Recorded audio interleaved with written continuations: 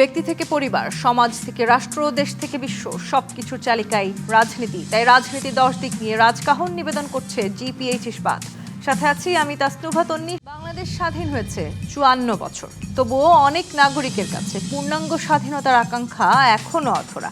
তাদের কাছে স্বাধীনতা কেবল একটি মানচিত্রের নয়, স্বাধীনতা মানে রাষ্ট্র নিজে সিদ্ধান্ত নেবে, নিজের স্বার্থ নিজে নির্ধারণ করবে এবং প্রয়োজন হলে শক্তিশালী প্রতিবেশীর চোখে চোখ রেখে কথা বলবে। আওয়ামী লীগের শাসন আমলের বিগত 17 বছর যেন ছিল এই জায়গাটিতেই সবচেয়ে বেশি দুর্বল। বর্গা দেওয়া সেই পররাষ্ট্রনীতিকে উদ্ধার করে সবার আগে বাংলাদেশ নীতিকে অগ্রাধিকার দিয়ে দেশের পররাষ্ট্রনীতি ও কূটনীতিতে ভারসাম্যপূর্ণ নতুন ধারা চালু করতে চায় বিএনপি সরকার। দলটির নেতারা বলছেন, কোনো দেশের ওপর একক নির্ভরশীলতা থাকলে দেশের স্বার্থ রক্ষা করা সম্ভব হয় না। তাই আগামীতে বিএনপির কূটনীতির মূল ভিত্তি হবে একক নির্ভরশীলতা থেকে বেরিয়ে বহুপাক্ষিক সম্পর্ক করা। কিন্তু অন্তর্বর্তী সরকারের মেয়াদ শেষ হওয়ার ঠিক আগে যুক্তরাষ্ট্রের সঙ্গে বাংলাদেশের সই করা এগ্রিমেন্ট অন রেসিপ্রোকাল ট্রেড নামের বাণিজ্য চুক্তি যেন সেই একক নির্ভরশীলতা বাড়িয়ে দিয়েছে বলে মনে করছেন বিশ্লেষকরা। তাদের মতে ত্রয়োদশ জাতীয় নির্বাচনে ঠিক 3 দিন আগে গত 9 ফেব্রুয়ারি সই করা সেই চুক্তির মাধ্যমে এমন বাধ্যবাধকতা তৈরি হয়েছে যার ফলে বাংলাদেশের প্রতিরক্ষা, জ্বালানি, বাণিজ্য, ডিজিটাল খাতে যুক্তরাষ্ট্রের প্রভাব বাড়বে। বলা হচ্ছে, এই চুক্তিতে বাংলাদেশের অর্থনৈতিক স্বার্থের চেয়ে রাজনৈতিক অনুগ্রহ অর্জন করার বেশি চেষ্টা করেছে ডক্টর ইউনূসের অন্তর্বর্তী সরকার। এমন প্রেক্ষাপটে কেমন হতে যাচ্ছে বিএনপির আগামীর পররাষ্ট্রনীতি? সই হওয়া এই চুক্তি থেকে কি এখন বিএনপি সরকারের বেরিয়ে আসার সুযোগ আছে? এসব নিয়ে আলোচনায় আজ রাজকাহন স্টুডিওতে আছেন বিএনপির সাবেক সংসদ সদস্য ও সহ স্বনির্ভর বিষয়ক সম্পাদক নীলোফার চৌধুরী মনি, আছেন সাবেক রাষ্ট্রদূত মুন্সি ফয়েজ আহমদ এবং আছেন জাতীয় নাগরিক পার্টি যুগ্ম সদস্য সচিব আলাউদ্দিন মোহাম্মদ। স্বাগত জানাচ্ছি আজকের রাজকাহনে।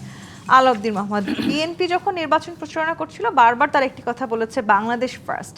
এখন আসলে বাংলাদেশ পররাষ্ট্রনীতি ঠিক যে জায়গাটিতে দাঁড়িয়ে আছে, বিশেষ করে পার্শ্ববর্তী রাষ্ট্রগুলোর সাথে বাংলাদেশের এখন সম্পর্কের যেই সমীকরণটা আসলে চলছে, একটা লম্বা সময় আমরা পার্শ্ববর্তী দেশের সাথে আমাদের এক ধরনের বিরাট যোগাযোগের খবর ছিল। আসলে বিগত যে সরকার ছিলেন বাংলাদেশে, তারা তাদের কথা মতো সব সিদ্ধান্ত নিয়েছেন বাংলাদেশের, এমন একটা আলোচনাও ছিল। এখন তো সেই জায়গাটি থেকে আমরা বেরিয়ে আসছি। বিএনপি যে বারবার বলার চেষ্টা করছে বাংলাদেশ ফার্স্ট, সেটি তারা এখন এই সমীকরণটিতে দাঁড়িয়ে সেই জায়গাটিতে এই বাংলাদেশ ফার্স্টকে কতখানি বাস্তবসম্মত রূপ দিতে পারবে? আপনাকে ধন্যবাদ। আমার সহ-আলোচকবৃন্দ এবং যারা দেখছেন সবাইকে শুভেচ্ছা জানাচ্ছি। বিএনপি যেভাবে বাংলাদেশ ফার্স্ট এবং সবার আগে বাংলাদেশ নীতিতে তার নির্বাচন ইশতেহার সাজিয়েছিল, এটা স্বাভাবিকভাবে আমাদেরকে মনে করিয়ে দিত শহীদ প্রেসিডেন্ট জিয়াউর রহমান যেভাবে বাংলাদেশের জাতীয়তাবাদ এবং বাংলাদেশের স্বার্থকে সংরক্ষণ করতে গিয়ে দক্ষিণ এশিয়া এবং ওআইসিভুক্ত দেশগুলোকে একসাথে করে সারা বিশ্বে একটা নজির সৃষ্টি করেছিলেন। তো আমাদের মধ্যে একটা বিশ্বাসযোগ্যতা তৈরি হয়েছিল এবং হয়েছিল বলতে কি এখন যে নাই তা না, বাট আমরা যদি সরকারের যে শুরুর দিনগুলো দেখি এবং বিশেষত অন্তর্বর্তীকালীন সরকারের লন্ডন বৈঠক, যেটাকে আমরা বারবার স্মরণ করে দিতে হয়, লন্ডন বৈঠকের পর থেকে যেভাবে অন্তর্বর্তীকালীন সরকার একটি বিএনপির ডিফ্যাক্টো সরকারে পরিণত হলো এবং অন্তর্বর্তীকালীন সরকারের মধ্যে আপনার আরেকটি সরকার তৈরি হলো, যে সরকার এখন আপনার আনফোল্ড হয়েছে, তখন এটা ভিতরে আপনার যেভাবে শুঁয়োপোকা আপনার ভিতরে তৈরি হওয়ার আগ পর্যন্ত সে বের হয়ে আসে না। তো আমাদের জন্য নির্বাচনটা ছিল যে অন্তর্বর্তীকালীন সরকারের বিএনপি হয়ে ওঠা, এই নির্বাচনটা ছিল ওই শুঁয়োপোকায় নিজের আবরণ ছাড়ার মতো একটা অবস্থা ছিল। সেই প্রেক্ষিতে যদি এখন পর্যবেক্ষণ করি, বিশেষত গত 2 দিন ধরে আমাদের জাতীয় জীবনে যেই প্রশ্নগুলো বারবার আলোচিত হচ্ছে এবং যেটা এই বিএনপি সরকারের অন্তর্বর্তীকালীন উপদেষ্টা ডক্টর খলিলুর রহমান তিনি স্পষ্ট করেই বললেন যে এখানে বিএনপি এবং জামাত ইসলামের সাথে আলাপ আলোচনা করেই এই চুক্তিটি করা হয়েছিল। তো এর পূর্ব পর্যন্ত কিন্তু আমাদের এটা একটা বিশ্বাস ছিল, এটা বোঝা যেত, কারণ যেহেতু বিএনপি এটা নিয়ে কথা বলছেন না। পাশাপাশি আমি এটার সাথে আরও মিলাবো যে সবার আগে বাংলাদেশ নীতিতে আমি অবশ্যই চলবো যখন আমি স্বাধীন থাকি। তো আজকে বিএনপির বর্তমান যিনি চেয়ারপারসন, তিনি 4 মাস আগেও তিনি বলেছেন তিনি স্বাধীন নয়, বাংলাদেশে তার পদার্পণ তার ইচ্ছাধীন নয়। মানে তার স্বাধীন সত্তার মাধ্যমে তিনি বাংলাদেশে আসতে পারবেন না। এখানে অনেকগুলো ফ্যাক্টর আছে।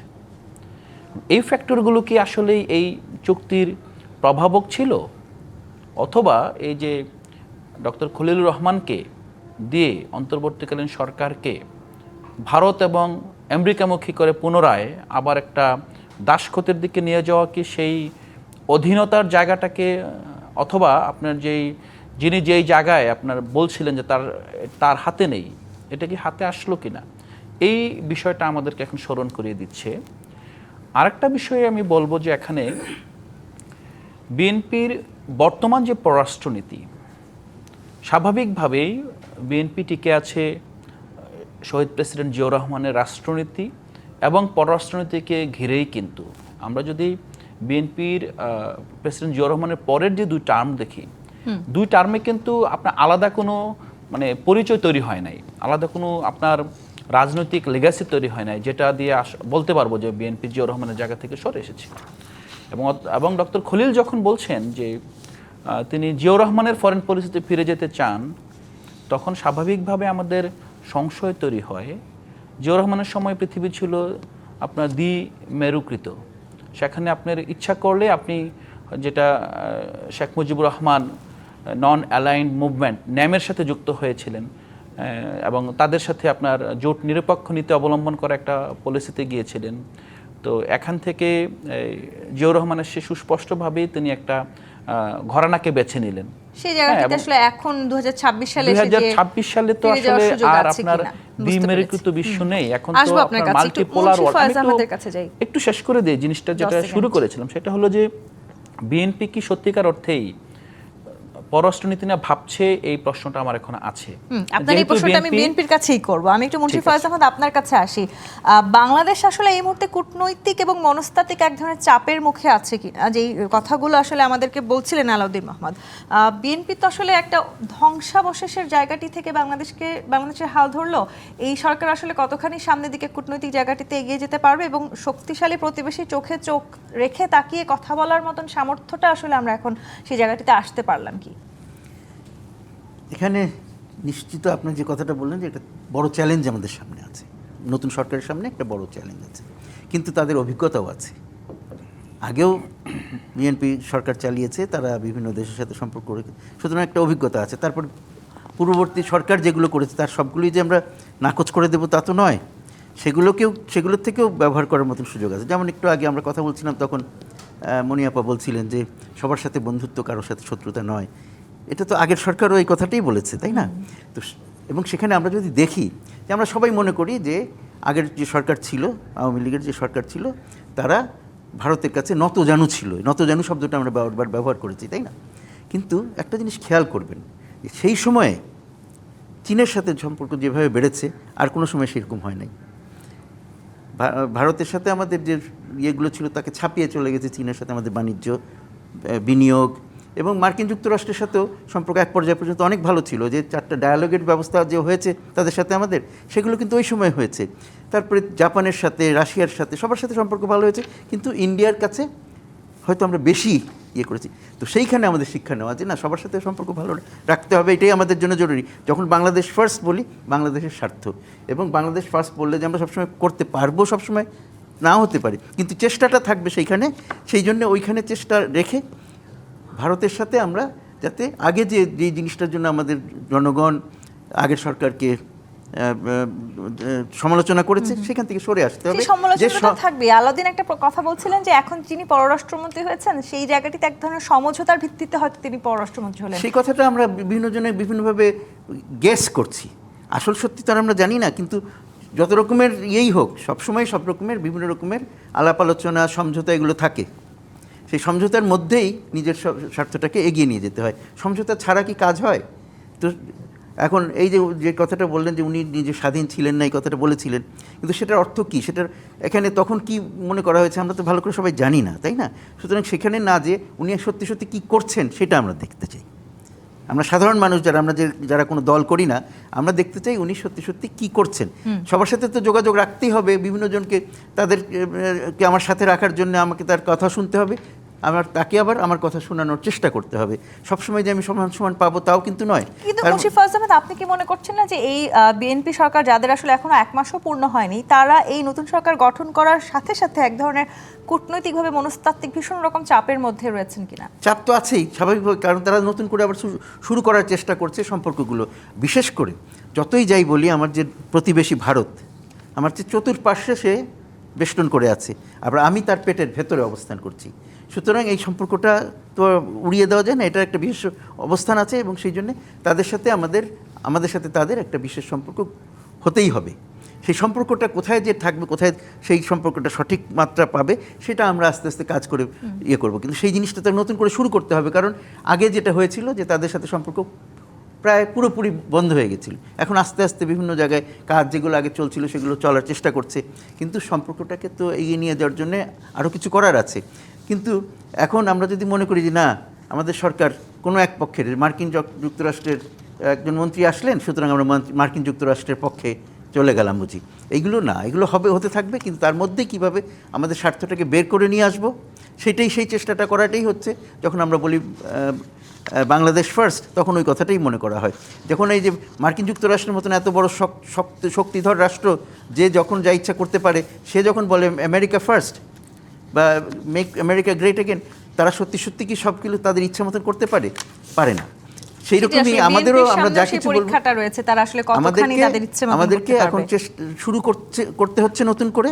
সেই শুরুটা যাতে সঠিক হয়, আমাদের যাতে মনটা জায়গার মতো থাকে। শুরুতেও তো আসলে অনেকগুলো প্রশ্ন, অনেকগুলো অভিযোগ। নীলুফার চৌধুরী মনি, আলাউদ্দিন মোহাম্মদ একটা প্রশ্ন করেছেন যে ভারত এবং আমেরিকার অধীনতার জায়গাটিতে আসলে আপনারা ফিরে গেছেন কিনা। তারেক রহমান দেশে ফিরবার আগে যেটি বলছিলেন যে সবকিছু ওনার হাতে নেই, এই পররাষ্ট্রমন্ত্রীকে নিয়োগ দেওয়ার মধ্য দিয়ে তিনি আসলে তার জায়গাটিতে ফিরে আসা সেই চেষ্টাটি করেছেন কি? ধন্যবাদ আপনাকে। যারা শুনছেন আমার শুভেচ্ছা অভিনন্দন, আমার সহ আলোচকবৃন্দকে শুভেচ্ছা। দেখেন, আমি আলাউদ্দিনের প্রশ্নের ওই একটা উত্তর বলতে চাই। আমরা যারা রাজনীতি করি বা যারা রাজনীতির সাথে রিলেটেড, যেমন আপনারা প্রত্যেকেই জানি, দেশনেত্রী বেগম খালেদা জিয়া যখন 2008 নির্বাচনে আসলেন, তার আগে কিন্তু আওয়ামী লীগের চেয়ে বিএনপির কাছে কিন্তু একটা প্রস্তাব নিয়ে যাওয়া হয়েছিল যে তুমি যদি আমাদের এটা মানো, তুমি এগেইন পাওয়ারে আসবা, রাষ্ট্র পরিচালনায় তোমাকেই দেওয়া হবে। দেশনেত্রী বেগম খালেদা জিয়া এবং বিএনপির নীতি এরকম যে উনি রাজি হন নাই বলেই 15.5 বছর আমাদেরকে যুদ্ধ করতে হয়েছে, অনেককে জীবন দিতে হয়েছে, অনেককে গুম হতে হয়েছে। তো আমরা আমাদের নীতির জায়গাটা ওই হিসাব করে চিন্তা করে দেখি, যেটা আমাদের কূটনৈতিক ভাই বললেন যে জিয়াউর রহমানের সময় শহীদ প্রেসিডেন্ট জিয়াউর রহমানের নীতিটা কি ছিল? সবার জন্য বন্ধুত্ব, কারোর সঙ্গে শত্রুতা না, বিদেশ নীতিটা। তো বিদেশ নীতিটা আমরা এখনও ওই জায়গাতেই চিন্তা করি। আমাদের সাথে আমাদের প্রতিবেশী রাষ্ট্রের অনেক রকম টানাপোড়েন আছে, চলছে। কিন্তু এটা সত্যি, আমরা কিন্তু তখনও বলেছি, এখনও বলি, আগেও বলেছি যে তুমি সব কিছু চাইলে চেঞ্জ করতে পারো, একমাত্র প্রতিবেশী এবং নিজের মা বাবা ছাড়া চেঞ্জ করা যায়। তো সেই প্রতিবেশীকে যেহেতু আমি চেঞ্জ করতে পারবো না, আমরা এর আগের সরকার ইন্টারিম গভর্নমেন্টকে দেখেছি, মুখ দিয়ে অনেক বড় বড় আস্ফালন করেছে, কাজে কিছুই করতে পারে না, ঠিকই যেতে হয়েছে, কিন্তু মুসলেকা দিয়ে তাতে কোনো লাভ হয় নাই। কিন্তু এই জায়গাটাতে আমাদের বন্ধুত্বের জায়গার সাথে সম্পর্কটা বেশি ভালো করার দিকে নজর কিনা, এই ধরনের আমি বলছি আমাদের বন্ধুত্বের জায়গাটা, বন্ধুত্বের যেখানে সুবিধা আছে দুই দেশের সেইখানে, আর যেখানে আমাদের যেটা চাওয়া পাওয়া সেইখানের জায়গা, সেই জায়গাটা, যেমন আমাদের পানি সমস্যা, বহু বছরের সমস্যা। 7 দিনের কথা বলে শেখ মুজিবুর রহমান সাহেবের কাছ থেকে পানির একটা টেস্ট তারা কেস হাতে নিয়েছিল, 7 দিন তাদের 54 বছরে শেষ হয় নাই। সেই 54 বছরের মধ্যে অনেকেই গিয়েছে সরকারে, অনেকেই ফিরে এসেছে, অনেকেই চলে গিয়েছে, কিন্তু পানির সমস্যাটা শেষ হয় নাই। দেশীয় থেকে আন্তর্জাতিকভাবে অনেক রকম জার্নি হয়েছে, কিন্তু শেষ হয় নাই। সেই জায়গাটাই কিন্তু আমাদের কিন্তু কোনো তাদের সাথে মিল নাই। কিন্তু আমাদের যখন বাণিজ্যিক কার্যক্রমগুলো চলে, আমরা যেখানে সস্তা পাবো, যেহেতু আমরা একদম প্রতিবেশী, আমাদের যেটা সহজ হবে সেটা আমরা ওইভাবে আনি। তো সেই জায়গা থেকে চিন্তা করে আমরা বলতে চাই যে এখনও আপনার আমেরিকা বলি, ভারত বলি, চায়না বলি, আমাদের সঙ্গে যাদের সঙ্গে যে সম্পর্কটা রাখলে রাষ্ট্রের জন্য ভালো হবে, জনগণের জন্য মঙ্গল হবে, বিএনপি আর বাইরে যাবে না। তার মানে আসলে আলাউদ্দিন মোহাম্মদ যে অভিযোগটি করেছেন যে জনাব তারেক রহমান প্রধানমন্ত্রী হবার আগ পর্যন্ত তিনি আসলে দেশে ফিরতে পারছিলেন না, সে কারণে তিনি এভাবে আসলে একজন এটা একদমই ভুল ধারণা, একদমই ভুল ধারণা। উনি তো এইটুকু বলেছেন আমার একার উপর ডিপেন্ড করে না। একার উপর ডিপেন্ডের মানে শুধু বিশ্বের অন্যান্য রাষ্ট্রের কথা বলা হয় নাই, দেশীয় অনেক রকম সমস্যা ছিল, সরকারের মধ্যে অনেক রকম সমস্যা ছিল। নিশ্চয়ই আলাউদ্দিন এই কথাটা ভুলে যান নাই। উনি বলার পরে পরে এই তৎকালীন স্বরাষ্ট্র উপদেষ্টা বলেছিলেন ওনার আসতে কোনো বাধা নেই। তার মানে কি ঠাকুর ঘরে কেড়ে আমি কলা খাই না, এই কথাগুলো কিন্তু রাষ্ট্রীয়ভাবেই হয়েছে। এবং তারপরে 7-8 দিন পরে এদিকে যখন ওনার মা জীবন মৃত্যু সন্ধিক্ষণে, তখন কিন্তু অনেক রকম আলোচনা পর্যালোচনার পরে আমরা দেখেছি একটা সময় চরম অনিশ্চিতের মধ্যে উনি ফিরে এসেছেন, আসতে পেরেছেন। সেটার সঙ্গে যে এটা সম্পর্ক, আমরা কিন্তু এটা মনে করি না, এটা একদমই মনে করি না। এটা রাষ্ট্রীয় মুসলেকা তখনও নেওয়া হয়েছিল। সেই রাষ্ট্রের সঙ্গে যদি আন্তঃরাষ্ট্রের কোনো সম্পর্ক থাকে সেটা ভিন্নতর আলাপ, কিন্তু রাষ্ট্রের যে জায়গাটা যেটা সরকার বলেছে, এবং কোনো সরকারি আওয়ামী সরকার বলেন, ফ্যাসিস্ট বলেন বা পরবর্তী ইন্টারিম গভর্নমেন্ট বলেন, কেউই ওই ধরনের আন্তরিক ছিল না যতটা আন্তরিক ছিল লন্ডনে গিয়ে মিটিং করাতে। কারণ সরকারকে টিকে থাকতে গেলে বড় একটা দলের ব্লেসিং থাকতে হয়, সেই ব্লেসিংটা পুরোপুরি নেবেন কিন্তু তাদের কোনো উপকার করবেন না, তাদের যেটা নিড সেটা দিবেন না, এটা তো হতে পারে না। এইখানে আমি তীব্র এটার প্রতিবাদ করলাম, এটা ইম্পসিবল, এটা হতে পারে এই সুযোগ নেই। জি, কিন্তু পুরনো পররাষ্ট্রনীতিতে ফিরে যাচ্ছে নতুন বাংলাদেশ, এই যে আলোচনা এখন চলছে, সেই নতুন বাংলাদেশে পুরনো পররাষ্ট্রনীতি কতখানি কার্যকর হবে সেটিও নিয়েও আসলে এখন এক ধরনের প্রশ্ন উঠছে। সেই প্রশ্নটিও তো তুলেছেন আলাউদ্দিন মোহাম্মদ, আসলে সেই সময়কার যে পররাষ্ট্রনীতি ছিল সেটি এখন 2026 সালে এসে আমরা কতখানি কার্যকর করতে পারবো, এই প্রশ্ন রেখে আমি একটা বিরতিতে যেতে চাই। জি25 ইস্পাত নিবেদিত রাজকাহন থেকে বিরতি নিয়ে ফিরছি, সাথেই থাকুন। জি25 ইস্পাত নিবেদিত রাজকাহন দেখছেন, মুন্সি ফয়েজ আহমদ। আমরা পুরনো পররাষ্ট্রনীতিতে ফিরে যাচ্ছি নতুন বাংলাদেশে। নতুন বাংলাদেশে দাঁড়িয়ে পুরনো পররাষ্ট্রনীতি কতখানি কার্যকর হবে সেটি যেমন একটি প্রশ্ন, তেমনি মূলত আগে সরকারের যে পররাষ্ট্রনীতি ছিল সেখান থেকে সরে এসে একটা ভিন্ন পররাষ্ট্রনীতিতে অনুসরণ করার চেষ্টা করছে এই সরকার। সেই সময়টাতে আসলে আমরা দেখেছি যে ভারত থেকে কিছুটা দূরে সরে এসে চীন এবং মার্কিন যুক্তরাষ্ট্রের সঙ্গে এক ধরনের ঘনিষ্ঠতা বাড়িয়েছিল অন্তর্বর্তীকালীন সরকার। এখনো আসলে সেই ধারাটাই চলবে বলে কি মনে করেন? এই কথাটা খুব সিম্পল না, যে ব্ল্যাক অ্যান্ড হোয়াইট বিষয় নয়। তবুও যেটা বলতে চাই আমি, যে পররাষ্ট্রনীতির ক্ষেত্রে সব দেশেরই প্রায় জাতীয় স্বার্থটা পরিবর্তন হয় না সহজে, ওটা মোটামুটি কনস্ট্যান্ট।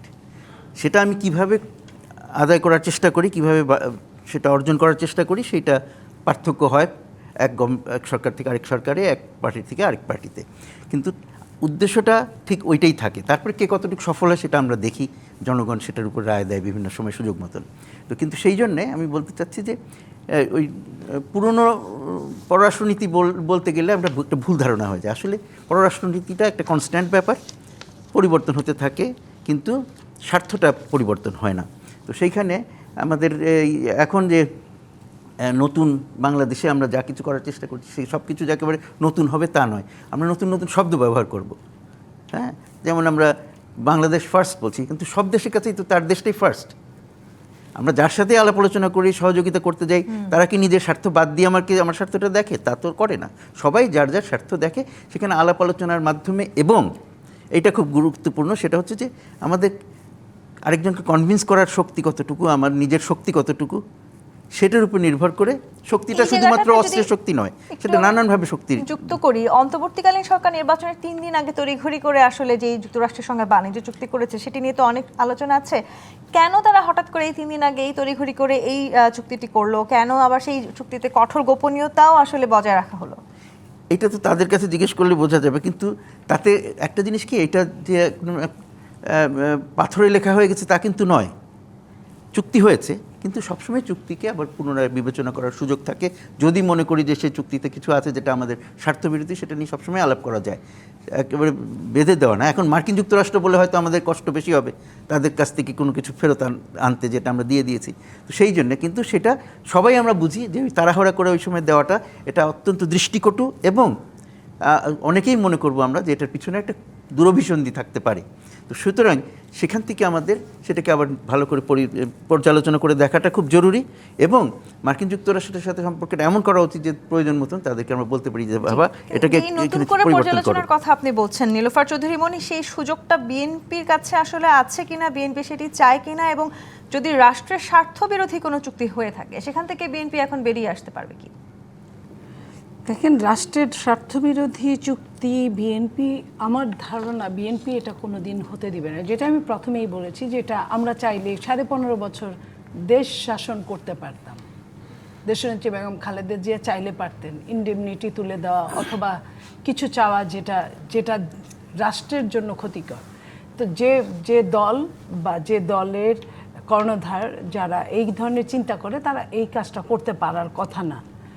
যদি কোনো রাষ্ট্রের চরম সমস্যা হয় এমন কিছু যদি না দিয়ে, যদি যেমন ধরুন যুক্তরাষ্ট্রের সঙ্গে বাংলাদেশের এমনি একটা সম্পর্ক বহু বছর যাবৎ খুবই ভালো সম্পর্ক, যে ম্যাক্সিমাম তারা আমাদের যে গার্মেন্টস পণ্য তারা আমদানি করে আমাদের দেশ থেকে, এবং সেই রেমিটেন্সে কিন্তু আমাদের অনেক উপকার হয়। তো একটা ভালো বন্ধু রাষ্ট্র সাথে এরকম কোনো কিছু হবে না বা হয় নাই যে তার সাথে সম্পর্কটা খারাপ করতে হবে যদি না হয়ে থাকে। আর যদি আপনি যে জিনিসটা আমরা কেউই জানি না, অন্ধকারে আছি, যেমন ধরেন আমি আবারও বলছি, আমরা নিজেরাও রাজপথের বিরোধী দল হিসেবে আওয়ামী লীগ যখন ক্ষমতায় ছিল আমরা অনেক কথা বলতাম, অনেক চুক্তির কথা শুনেছি, বলেছিও, কিন্তু ইন্টারিম গভর্নমেন্ট এসে 18 মাসে কিনা একটা চুক্তিও কিন্তু প্রকাশ করে নাই বা করতে পারে না। সেটাই প্রশ্ন, বিএনপির সময় এসে এই চুক্তিগুলো করতে প্রকাশিত পারে হবে কিনা, যদি কিছু থাকতো, কিনা আমি বলি যদি ওরকম কিছু থাকতো, আজকে আমার কাছে প্রশ্ন, আমার নিজের কিউরিসিটি, যে যদি এমন থাকতো ইন্টারিম গভর্নমেন্ট আর যাই হোক আওয়ামী লীগের বন্ধু হতে পারে, এটা আমি বিশ্বাস করি না। তাহলে তারা বললো না কেন? তো ঠিক তেমনই যেটা যত গর্জে তত বসে না, কি হয়েছে কি আছে, বিএনপি মাত্র 10-12 দিন রাষ্ট্রের দায়িত্ব গ্রহণ করেছেন, এর মধ্যে অনেক রকম বড় বড় চ্যালেঞ্জ ফেস করছেন। একে রমজানের প্রথম দিনই জয়েন করেছেন, প্রথম দিন থেকেই বাংলাদেশে মুসলিম অধ্যাদেশে একটা কান্ট্রি, সেই মুসলিমদের এই রোজায় সবসময় একটা ব্ল্যাকমেইলিং চলে, হ্যাঁ, সেটাকে বন্ধ করা, একটা আন্তর্জাতিকভাবে যুদ্ধের দামামা বাড়ছে, সেইখানে তেল নাই দেশে, সেটার একটা বিহিত করা, তেলের সাথে সাথে আমাদের রেমিটেন্সের যোদ্ধারা রেমিটেন্স পাঠাতে পারবে কিনা আমরা অনিশ্চিত, যারা দেশে এসে আটকা পড়েছে তারা যেতে পারছে না। আপনাদের মুখোমুখি হতে হচ্ছে, সেটি হচ্ছে রিজওয়ানা হাসান এবং খলিলুর রহমানের বিচার দাবি করছে এনসিপি এবং জামায়াত ইসলামী। সেটা রিজওয়ানা এবং খলিলুর রহমান সাহেবের সাথে যদি তাদের কিছু হয় সেটা তারা দাবি করতে পারে, সেটার সঙ্গে বিএনপির কোনো সম্পর্ক নাই। এটা রিজওয়ানা বিএনপির কেউ না, সে ইন্টারিম গভর্নমেন্টের একজন ছিল, সে কি বলেছে কেন বলেছে সেটার জবাব সে দিবে, সেটার জন্য বিএনপি এটার সাথে রিলেটেড। আলাউদ্দিন মোহাম্মদ, আপনি শুরুতেই আসলে এই প্রশ্নটি করেছিলেন, আপনি বলছিলেন যে অন্তর্বর্তী সরকারের ভেতরে আরেকটি সরকার ছিল যারা আসলে বিএনপির হয়ে কাজ করেছে, তারাই বিএনপিকে নিয়ে এসেছে, সেই উত্তর দিলেন নীলোফার চৌধুরী মনি, সেটা আসলে তাদের দায়, সেখানে বিএনপির কোনো দায় নেই, এবং যত গর্জে তত বর্ষে না, তার মানে দেশ বিরোধী যে সব চুক্তি হচ্ছে তাও তো নয়। বিএনপির পররাষ্ট্রনীতির উপর যদি আমরা আস্থা রাখি তাহলে হতেও পারে যে সেই চুক্তিগুলো বাংলাদেশের স্বার্থে যদি হয়ে থাকে সেই চুক্তিগুলো তারা এগিয়ে নেবেন, কি মনে করছেন আপনারা? মনি আপা বললেন রেজওয়ানা বিএনপির কেউ না, কিন্তু মনি আপার কথা শুনে মনে হয় মনি আপাও বিএনপির কেউ না। মনি আপা ধারণা করছেন, বিশ্বাস করছেন বিএনপির যদি এবং কিন্তু, বিএনপি এটা করতে পারে না, আমার বিশ্বাস বিএনপি এটা করবে না। 36 পৃষ্ঠা চুক্তি হয়েছে, চুক্তিটা এখন পাবলিশড, সবার কাছে চুক্তিটা আছে, এবং চুক্তিটার অনেকগুলো বাংলা অনুবাদও হয়েছে এবং একটা সামারিও আছে।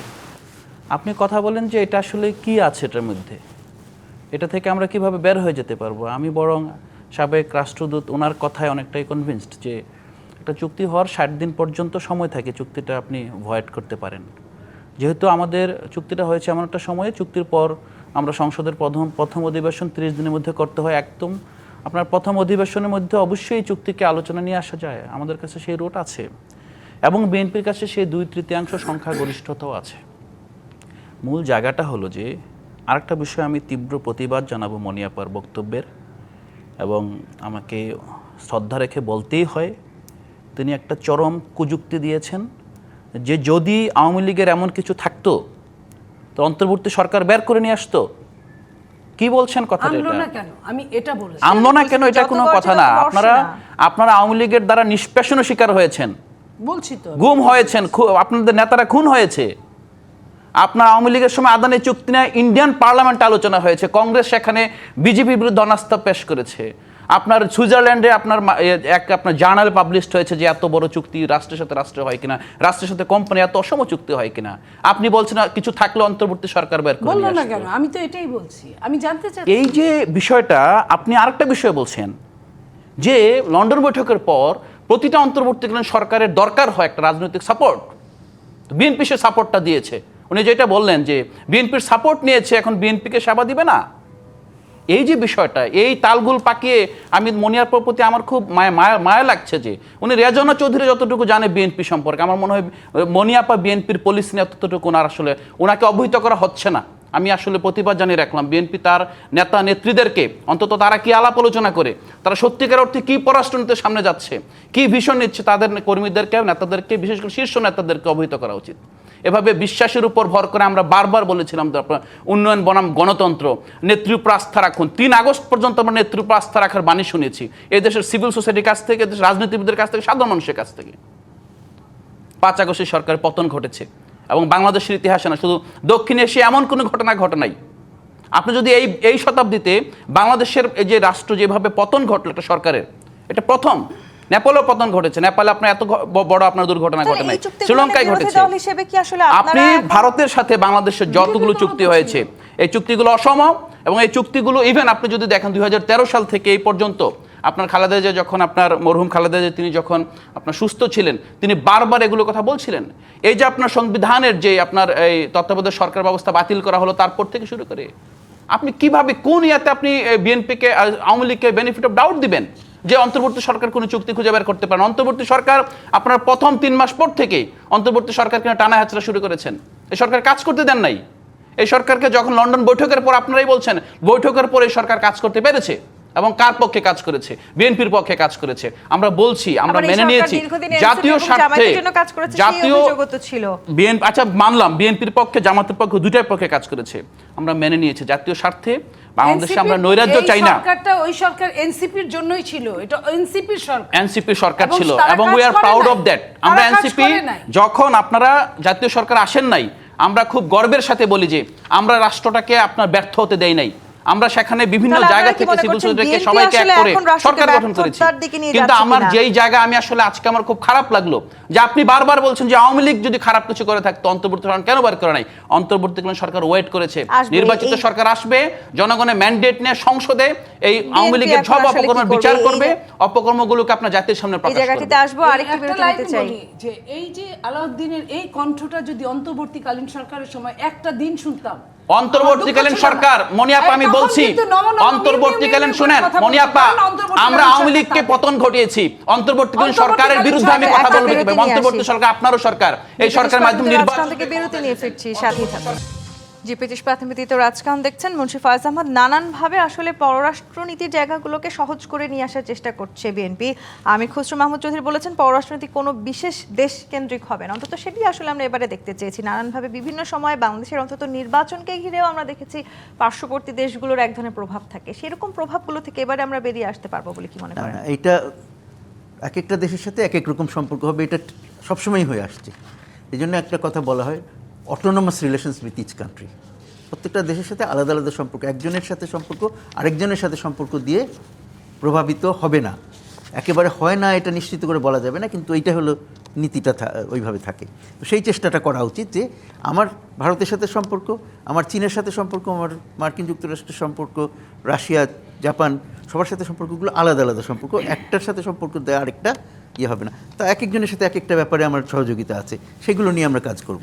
তো সুতরাং সেইখানে ওই ইয়ের যে মানে নতুন করে সব কিছু করতে হবে তাও না, কিন্তু ওই ইয়েটা খেয়াল রাখতে হবে যে আলাদা আলাদা করে সম্পর্কটাই সেইভাবেই গড়ে ওঠে। এবং ওই যে অনেক সময় অনেকে বলে ব্যালেন্স, এই ব্যালেন্স কথাটাও আমি ইয়ে করি না, প্রণিধানযোগ্য মনে করি না, কারণ ব্যালেন্সটা একটা জিনিস তৈরি হয়, আমরা সবার সাথে যখন সম্পর্কগুলো গড়ে তুলি, সহযোগিতা গড়ে তুলি, এক এক সময় ব্যালেন্সটা এক এক জায়গায় থাকে, ব্যালেন্সটা শিফট করে। কোনো ফিক্সড নাই যে আমি প্রথম থেকেই একদিনে ঠিক করে নিলাম যে আমার এর সাথে সম্পর্ক এতটুকু হবে, ওর সাথে সম্পর্ক এতটুকু হবে, সেরকম গজ ফিতা দিয়ে মেপে ঠিক করে নিলাম, সেভাবে হয় না। জি। সুতরাং যেটা হয় সেটা হলো জাতীয় স্বার্থে, আমার কিন্তু স্বার্থে। যে বিষয়টি কিছুক্ষণ আগে আসলে বিরতির আগে উঠেছে, যেই চুক্তিগুলো আসলে করা হচ্ছে বাংলাদেশের সাথে বিভিন্ন রাষ্ট্রের, সেই চুক্তিগুলো আসলে জনসমক্ষে কেন আনা হচ্ছে না? অন্তর্বর্তীকালীন সরকারও কেন আনলো না? বিগত যে ফ্যাসিস্ট সরকার ছিল তারাও কেন আনলেন না? এই কথাগুলো তো সবসময় সবাই বলে, কিন্তু শেষ পর্যন্ত হয় না। কতগুলো জিনিস আছে, যেমন এবারে আমরা শুনেছি একটা, যে এটা প্রকাশ করা যাবে না এমন একটা চুক্তি, চুক্তির মধ্যেই আছে যে চুক্তি প্রকাশ করা যাবে না। মার্কিন যুক্তরাষ্ট্রের সাথে যে চুক্তি করা হয়েছিল, একটা টার্ম শর্ত দেওয়া হয়েছিল যেটা প্রকাশ করা যাবে না। তো সুতরাং এরকমগুলো হতে পারে, কিন্তু বেশিরভাগ ক্ষেত্রেই সরকার ইচ্ছা করে সব কিছু প্রকাশ করে না। তার মানে এই না যে সব কিছুর পিছনে কোনো খুঁত আছে। আমরা বিভিন্ন সময়, আমি তো সরকারি কাজ করেছি, তো বিভিন্ন সময় দেখেছি যে ওই ইয়ের মধ্যে গেলে একটা ধারা পড়ে গেলে সবসময় যে ওখানে খুব খুঁত পাওয়া যায় তা না। এটা তাহলে এই যে মোটামুটি এটা যেটা হয় সেটা হচ্ছে যে অ্যাকচুয়ালি আমি সেই চুক্তির ধারাগুলোকে কীভাবে ব্যবহার করি। এখন আমি যখন ভারতের কাছে অনেক বেশি, ভারত আমার উপরে চাপ প্রয়োগ করে, আমি তো তার কথা কিছুটা শুনতে বাধ্য হই। তো আমি যখন এক একটা দেশ, ভারত খালি না, যে কোনো দেশের সাথে যখন আমরা আলাপ আলোচনা করি, একটা সহযোগিতা চুক্তি বা একটা সমঝোতায় আসি, সেখানে কি হয়, তার কিছু কথা থাকে, আমারও কিছু কথা থাকে। সেই জায়গাটিতে ব্যালেন্সটা আসলে আমরা কতখানি করতে পারি? আলাউদ্দিন মোহাম্মদ শুধু আসলে দোষ খোঁজার জায়গাটিতেও আসলে থাকবার অবস্থানটি হয় না অনেক সময়, কিংবা যে কথাটি মুন্সি ফায়াজ আহমেদ বললেন যে আসলে সব চুক্তিতেই তো আসলে খুঁত থাকে না, শুধুমাত্র আমরা জনসমক্ষে প্রকাশ করলাম না বলেই যে আসলে সব চুক্তি ভুল, তাও হয়তো না। আপনারা কেন বলছেন যে আসলে অন্তর্বর্তীকালীন সরকার যদি এই চুক্তিগুলো প্রকাশ না করে থাকে, বিএনপির তাহলে সেখানে দায়টা কি? না, আমি প্রথমত যে নন ডিসক্লোজার এগ্রিমেন্ট, যেটা এটাকে আমি স্বাভাবিকভাবেই এটাকে অপোজ করতে পারি না, পছন্দ করি না। একই সাথে কিছু বিষয় আছে, যেমন আপনি যদি দেখেন, আপনি আপনার কোনো বন্ধুকে বিশেষ কিছু সুবিধা দিতে চান, এখন আপনার যে অন্য বন্ধুরা আছে, অন্য বন্ধুরা তো এটা রেফারেন্স ধরে সেও চাইতে পারে যে তুমি তাকে দিয়েছ, আমাকে কেন দিচ্ছ না। কিছু ক্ষেত্রে কিন্তু দুই পক্ষই মনে করে যে আমাদের মধ্যে এই ব্যাপারটা একটু গোপন থাকুক। তার মানে সবসময় এটা না যে আপনার এখানে দুই পক্ষের প্রতিনিধি যারা, তারা যে জনগণের প্রতিনিধি, তাদেরকে আপনার অন্ধকারে রাখা মানে যে তাদেরকে আপনার বঞ্চিত করা হলো, তা কিন্তু না। এবং এটা আমাদেরকে ভালোভাবে বুঝতে হবে। এবং আমি এই প্রসঙ্গে একটু বলি, আমরা কিন্তু এখন দেখি দেশের বাইরের যারা ইউটিউবার আছেন, অনেক সাংবাদিক আছেন, তারা সরকারের অনেক গোপন নথি বারবার আপনি ফেসবুকে প্রকাশ করে দিচ্ছেন। এটা আগেও হয়েছে, অন্তর্বর্তী সরকারে হয়েছে, এখনও হচ্ছে। এটার একটা বড় দুর্বল দিক আছে। প্রতিটা প্রতিষ্ঠান কিন্তু তার কিছু আপনার সিক্রেসি থাকে, হ্যাঁ, তার ভিত্তি থাকে, যে ভিত্তিটা আসলে সে প্রকাশ করতে পারে। কারণ একটা প্রতিষ্ঠান কিন্তু আরেকটা প্রতিষ্ঠানের সাথে আপনার হয় তার কম্পিটিশন থাকে, না হয়তো তার কোলাবোরেশন থাকে, হ্যাঁ, অথবা তার আপনার মানে পরিপূরকতা থাকে। তো এই জায়গাগুলো কিন্তু এক একটা প্রতিষ্ঠান এক এক ধরনের কাজ করে। সাপোজ আপনি বাংলাদেশের সাথে চুক্তি এবং ভিয়েতনামের সাথে চুক্তি, আপনি যদি মনে করেন যে দুইটাই কম্পিটিটর, বাট আপনি একটু দুতিয়ালি করে একটু বেশি সুবিধা আদায় করতে চান, আপনি যদি চুক্তিটা প্রকাশই করে দেন, তাহলে তো ভিয়েতনাম তো আপনার যে কোনো রাষ্ট্রের সাথে সে তো একই জিনিস করতে পারে। অন্তর্বর্তীকালীন সরকার এই চুক্তিগুলো প্রকাশ করে না, এটা অন্তর্বর্তী এই চুক্তিগুলো না আসলে, হ্যাঁ, এখানে মূলত একটা চুক্তির ব্যাপারে মূল কথাটা আসছে, কিন্তু মূল জায়গাটা সেটা না। সেটা হলো যে আপনি অন্তর্বর্তীকালীন সরকারের পররাষ্ট্রমন্ত্রীটা নিলেন। পররাষ্ট্রমন্ত্রী মানে কি আসলে? আপনি তো বাংলাদেশের ভয়েস তো পররাষ্ট্রমন্ত্রী। আপনি পররাষ্ট্রমন্ত্রীকে ডিঙ্গিয়ে গিয়ে আসলে বাংলাদেশের সাথে কোনো সম্পর্ক, কোনো কিছু আসলে ওনার টেবিলের বাইরে তো না, হ্যাঁ, এটা আসলে এই জায়গায় আপনি তাহলে দায়টা নেবেন না। আর সবচেয়ে বড় কথা হলো যে দায় না ধরেন, এখন এমন একটা সময় চুক্তিটা হয়েছে, যেহেতু চুক্তির সাথে জামাত এবং বিএনপি তাদের এগ্রিমেন্ট ছিল, তা আমি মনে করবো যে চুক্তির পরের যে বাস্তবতা, এটা ব্যাপারে এগ্রিমেন্ট ছিল যে তারা যারা সরকারে আসবেন, তারা সরকার সেই সময়ে সরকারকে তারা এগ্রি করেছেন যে তারা এটাকে আপনার মেনে চলবেন। এবং আপনারা পররাষ্ট্রমন্ত্রী নেবেন অন্তর্বর্তী সরকারের কাছ থেকে, কিন্তু তারা যেই ধরনের কর্মকাণ্ডগুলো করেছেন সেগুলোর দায় নেবেন না কেন? দেখেন, এইখানে একটা কথা আমি বলি যে আমার এনসিপির ভাইয়ের যে গলাটা আমি এতক্ষণ শুনলাম, এই গলাটা যদি আমি মিনিমাম যদি ইন্টারিম গভর্নমেন্টের সময় দেখতাম, যারা তাদেরকে প্রতিষ্ঠিত করেছে, যারা তাদেরকে পাশ করিয়েছে, যারা তাদেরকে ক্ষমতার কেন্দ্রবিন্দুতে নিয়ে গেছে, যদি দেখতাম, তাহলে আমি বলতাম যে তার মধ্যে দেশপ্রেম আছে, তার মধ্যে দলপ্রেম আছে, তার মধ্যে জনগণের জন্য প্রেম আছে, তার মধ্যে এই যে আপনার ইন্টারিম গভর্নমেন্ট প্রধান যখন বলেছিলেন যে, আপনার মনে আছে একের অধিকবার বলেছিলেন কেন বন্দর দেওয়া হবে না, এটা জনগণকে বোঝাতে হবে, পক্ষে আনতে হবে জনগণকে, যে কোনোভাবে বোঝাতে হবে। তখন তো আমি কাউকে কথা বলতে শুনি নাই, যে কথাগুলো বলেছি আমরাই বলেছি কয়েকজন। তো তখন তো তারা কিছু বলে নাই এগুলা নিয়ে, তখন তো বলে নাই যে ঘেরাও করো, তখন তো বলে নাই রাজুতে আয়, এই কথাগুলো তখন আসে নাই। আজকে যখন বিএনপি সরকার এখনো দায়িত্বভার ভালো মতো বুঝেই উঠতে পারে নাই, তখন এতগুলো কথা বললেন। যদি ঘটনা সত্যি হয়ে থাকে যে বিএনপি এবং বিরোধী দলের যেটা জামাতের লোক এবং বিএনপির লোক যদি ইন্টারিম গভর্নমেন্টের সাথে যদি চুক্তির দিন থেকে থাকে, তাহলে দোষ কি শুধুমাত্র বিএনপির পাবে? তারাই তো তাদের সাথে তো তাদের লিয়াজু অ্যালায়েন্স, তো তারা তাদেরকে বলে না কেন? তারা তো তাদেরকে বলে না কেন? আলোচনা করে যদি ঘটনাটা, এখনো আমরা কিন্তু ডার্কে আছি, আমরা জানি না। আমরা জামাতের যেমন রয়টার্সের বলার পরে তারা স্বীকার করেছিল যে ভারতের সঙ্গে আরো 5 মাস আগে তারা বসেছিল, আমরা এরকম বলতে চাই না। আমাদের এই ধরনের কোনো প্রশ্ন আসে না এখন পর্যন্ত। প্রশ্ন আসলে প্রশ্নের মুখোমুখি হতে বিএনপি মোটেও ভয় পায় না। বিএনপির জায়গা পরিষ্কার করবে অবশ্যই, কিন্তু বিএনপি কখনোই দেশ বিরোধী রাষ্ট্রদ্রোহিতা এই ধরনের কোনো কাজ বিএনপি করতে পারে না। আমি এটা মানে চ্যালেঞ্জ দিয়ে বললাম। কেন প্রশ্ন করেননি এখন? তখন কেন এই প্রশ্নগুলো বলতে পারছেন? এখন এত গলা বুঝা গেল, তখন কি গলাটা কোথায় ছিল? প্রথমত আমাকে মনি আপা যে জায়গাটায় নামাতে চাই আমি সে জায়গাটা নামতে চাই না। আমরা বন্দর নিয়ে, হিউম্যানিটেরিয়ান করিডোর নিয়ে এবং আরাকান ইস্যুতে, এই মানে আমাদের সাউদার্ন প্রতিটি ইস্যুতে আমাদের ভয়েস ছিল, আমরা কথা বলেছি এবং আমরা যৌক্তিকভাবে বলেছি তখন যে রাজনৈতিক দলগুলোর সাথে আলাপ আলোচনা বাইরে যাতে কোনো কিছু করা না হয়। এই ইস্যুতেও তো পররাষ্ট্রমন্ত্রী বলেছেন তিনি বড় দুটো রাজনৈতিক দলের সাথে আলোচনা করেই এই চুক্তি করেছেন। আপনি জাম্প করবেন না, মূল জায়গাটা হলো তখন আমরা যেটা বলেছি। কিন্তু মুনিয়াপা যে বিষয়টা আমি আসলে ওনার সাথে দ্বিমত, যেখানে উনি বলছে অন্তর্বর্তী সরকার সময় আমরা তো বড় আওয়াজ কেন করি নাই। আমরা অবশ্যই বড় আওয়াজ করেছি, কিন্তু এই বিষয়টা বুঝতে হবে অন্তর্বর্তীকালীন সরকার কিন্তু আসলে সরকার ছিল না, এটা ছিল বিএনপি, জামাত, তাদের সচিব, তাদের রাজনীতিবিদ, হ্যাঁ, তাদের তৃণমূল, সব কিছু নিয়ে ধরেন এখানে তারা ছিল একটা সিভিল সোসাইটি বডির মতো। তাদের হাতে সেই পাওয়ারটা ছিল না। এবং আমরা দেখেছি এখানে আপনার 400-র বেশি আন্দোলন হয়েছে আপনার 18 মাসের মধ্যে। সেই আন্দোলন থামাতে ছাত্রদেরকে ব্যবহার করা হয়েছে প্রাথমিকভাবে। তারপর যখন সরকার স্টেবল হয়েছে, স্টেবল হওয়ার পর সেই সরকার, এই আন্দোলনে অনেকগুলো আন্দোলন ছাত্ররাও তো করেছে, ছাত্ররা তো করেছে, অনেকগুলো করেছে, কিন্তু এই সরকারকে স্টেবল করার জন্য ছাত্ররা ব্যবহৃত হয়েছে এবং ছাত্ররা তখন প্রাউডলি এবং আপনার কারেজ নিয়ে এই সরকারকে ডিফেন্ড করেছে। কারণ এই সরকারটা ছিল বাংলাদেশের সবচেয়ে বেশি জনসমর্থনে গঠিত একটা সরকার। যদিও এই সরকার বলা হয় যে ছাত্ররা আসলে সরকারটা তৈরি করেছে, কিন্তু সরকারের পেছনে সবাই ছিল। সরকার প্রধান কি বলেছিল? সরকার প্রধান বলেছিল আমাকে নিয়োগ দিয়েছে ছাত্ররা, এই মাস্টারমাইন্ড ছাত্ররা, ছাত্রের মাস্টারমাইন্ড ছাত্রের নামও বলেছে, যদিও সে পরবর্তীতে ওইখান থেকে সরে গিয়েছে। উনি পরবর্তীতে অনেকখান থেকে সরে গিয়েছে এবং লাস্টলি শেষ দিন পর্যন্ত তাদেরকে কতটা হেল্প করেছে, যে বলেছে এই নির্বাচনে কিছু ইয়াং এনার্জেটিক ছাত্ররা আসবে, মন্ত্রী পরিষদ গঠন হবে। পররাষ্ট্রনীতি প্রত্যাশা করতে পারি বিএনপির কাছ থেকে। নীলুফার চৌধুরী মনি, মুন্সি ফওয়াজ আহমদ এবং আলাউদ্দিন মোহাম্মদ, অসংখ্য ধন্যবাদ আজকে রাজক্ষণে সময় দেওয়ার জন্য। দর্শক, আজকের মতো বিদায় নিচ্ছি। জিপিএইচ ইস্পাত নিবেদিত রাজক্ষণ থেকে ফিরবো আগামী রবিবার রাত 10টায় নতুন রাজকাহন নিয়ে। ডিবিসির সঙ্গেই থাকুন।